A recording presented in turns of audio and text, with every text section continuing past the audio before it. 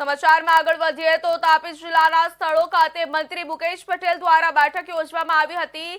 ભારત પાકિસ્તાનના તણાવ વચ્ચે રાજ્યમાં આવેલા સંવેદનશીલ સ્થળોના અધિકારીઓ સાથે સુરક્ષા બેઠકનું આયોજન કરવામાં આવ્યું હતું। તાપી જિલ્લામાં આવેલા Ukai dam, thermal power station સહિતના સંવેદનશીલ યુનિટ ખાતે રાજ્યના મંત્રી તેમજ જિલ્લાના પ્રભારી મંત્રી મુકેશ પટેલ દ્વારા મુલાકાત લઈ સુરક્ષા બેઠક યોજવામાં આવી હતી, જેમાં અલગ અલગ મુદ્દે માર્ગદર્શન આપવામાં આવ્યું હતું।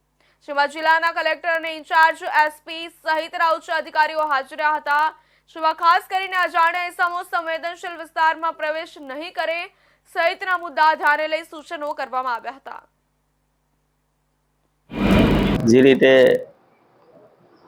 દેશની અંદર પાકિસ્તાન રીતે નાપાક હુમલો કરીને દેશની જે સ્થિતિ બગાડી છે એનો જરબાટોળ જવાબ તો દેશના સૈનિકો આપી જ રહ્યા છે।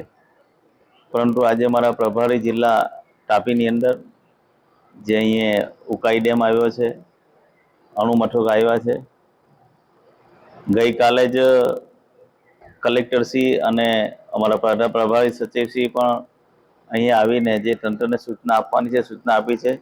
કલેક્ટરશ્રીએ તમામ લોકોની રજાઓ પણ રદ કરી છે। અહીંયા અમારા વિભાગથી લઈને એસઆરપીના તમામ જવાનો પણ ડેમની ઉપર તૈનાત છે। સાથે સાથે આજે મિટિંગની સૂચના આપવામાં આવી છે, કોઈ અજાણી વ્યક્તિ ડેમની ફરતે દેખાવો ન જોઈએ, કોઈ ફરવો ન જોઈએ, કંઈક આકાશમાં એ વસ્તુ લાગે તો તરત તંત્રને જાણ કરવાની આવી અપીલ કરી છે।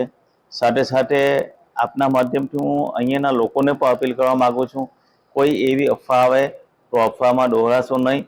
તંત્ર એની રીતે કામ કરી રહ્યું છે અને જે રીતે દેશના વડાપ્રધાન નરેન્દ્રભાઈ મોદી સાહેબ જે રીતે પાકિસ્તાનને જવાબ આપી રહ્યા છે તેમ આપણે પોતે સંયમ રાખીને હું આપના તરફથી કહેવા માગું છું આ તમામ આપણા આદિવાસી ભાઈઓ બહેનોને કે કોઈ અફવામાં આવે નહીં અને જે રીતે દેશની અંદર જે આપણી પરિસ્થિતિ એમાં સાથે રહીને આપણે સામે જે રીતે અમે જે દેશના લોકો આપણી પર હુમલો કરી રહ્યા છે એના હુમલાનો જવાબ તો આપણે જોઈએ છે કે આપણા જવાન આપી જ રહ્યા છે।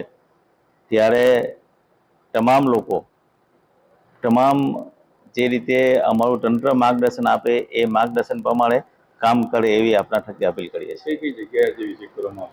આજે અણુ મથક ડેમની ઉપર વિઝિટ છે, અણુ મથક છે, કાકરાપાર, આ બધી જગ્યાએ વિઝિટ કરીને તંત્ર જોડે મિટિંગ પણ થઈ ગઈ છે।